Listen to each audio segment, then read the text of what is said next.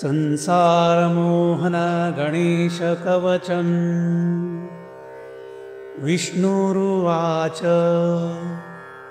संसारमोहनस्यास्य कवचस्य प्रजापतिः ऋषिश्चन्द्रश्च बृहती देवो लम्बोदरा स्वयं धर्मार्थकाममोक्षेषु विनियोगा प्रकीर्तिताः सर्वेषां कवचानां च सारभूतं इदं मुनेः। ॐ गं हं श्रीगणेशाय स्वाहा मे पातु मस्तकम्। द्वात्रिशदक्षरो मन्त्रो ललाटं मे सदावतु। श्रीं ॐ ह्रीं क्लीं गमिति वै सततं पातु लोचनं। तालुकं पातु विघ्नेशाः सततं धरणीतले। ॐ ह्रीं श्रीं क्लीमिति च सततं पातु नासिकाम्। ॐ गौं गं शूर्पकर्णाय स्वाहा पात्वधरं मम। दन्ताश्च तालुकां जिह्वा पातु मे षोडशाक्षराः। ॐ लं श्रीं लम्बोदरायेति स्वाहा गण्डं सदावतु। ॐ क्लीं ह्रीं विघ्ननाशाय स्वाहा कर्णं सदावतु। ॐ श्रीं गं गजाननायेति स्वाहा स्कन्दं सदावतु। ॐ ह्रीं विनायकायेति स्वाहा पृष्ठं सदावतु। ॐ क्लीं ह्रीमिति कङ्कालं पातु वक्षस्थलं च गम्। करोपादौ सदा पातु सर्वाङ्गविघ्ननिघ्नकृत। प्राच्यां लम्बोदरा पातु चाग्नेया विघ्ननायका।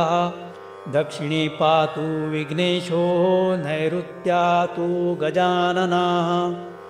पश्चिमे पार्वतीपुत्रो वायव्या शङ्करात्मजाः। कृष्णस्याश्चोत्तरे च परिपूर्णतमस्य च।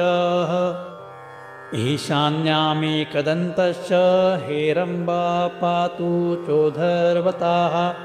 अधोगणाधिपा पातु सर्वपूज्यश्च सर्वताः। स्वप्ने जागरणे चैव पातु मां योगिनां गुरुः। इति ते कथितं वत्स सर्वमन्त्रोघविग्रहम्। संसारमोहनं नाम कवचं परमाद्भुतम्। श्रीकृष्णेन पुरा दत्तं गोलोके रासमण्डले। वृन्दावने विनीताय मह्यं दिनकरात्मज। मया दत्तं च तुभ्यं च यस्मै कस्मै न दास्यसि। परं वरं सर्वपूज्यं सर्वसङ्कटतारणम्। गुरुमभ्यच्चर्य विधिवत कवचं धारयेत्तु यः। कण्ठे वा दक्षिणे बाहो सोऽपि विष्णुर्न संशयाः। अश्वमेघसहस्राणि वाजपेयशतानि च। ग्रहेन्द्रकवचस्यास्य कलां नार्हन्ति षोडशीम्। इदं कवचमज्ञात्वा योः भजेच्छङ्करात्मजम्। शतलक्षप्रजप्तोऽपि न मन्त्रा सिद्धिदायकाः।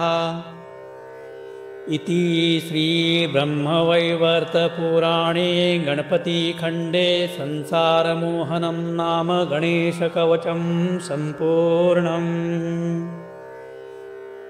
हमारा ईश्वर अनुभूति चैनल का यह वीडियो आप सबको अच्छा लगा तो ज़रूर सब्सक्राइब, लाइक और शेयर करें और बेल आइकॉन प्रेस करें ताकि हमारे आने वाले सभी नए वीडियो का आप सबसे पहले आनंद ले सकें। धन्यवाद।